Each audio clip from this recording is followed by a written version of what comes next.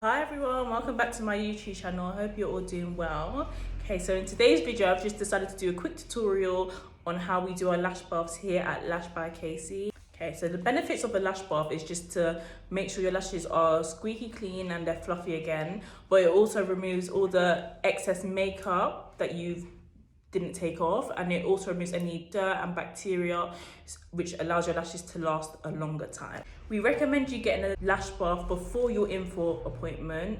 However, you can do it at home once a week using baby shampoo, or you can purchase a lash cleanser from your lash technician. They should usually sell it, but if not, you can make your own at home, and I have a video on how you can make this on my YouTube channel, so I'll link it down below.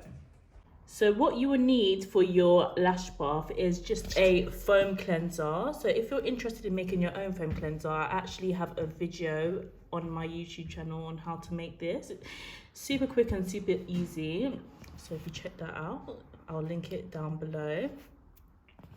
Then you will need a brush. So we just have this brush. You can use a makeup brush of your choice, an old makeup brush.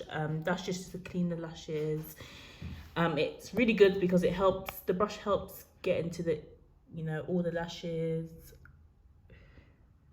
Yeah. If you don't have the brush, as an alternative, you can use micro swabs as well. So I will insert 2 videos on 2 different lash baths, one using the brush and one using the micro swabs. It's a lash blower.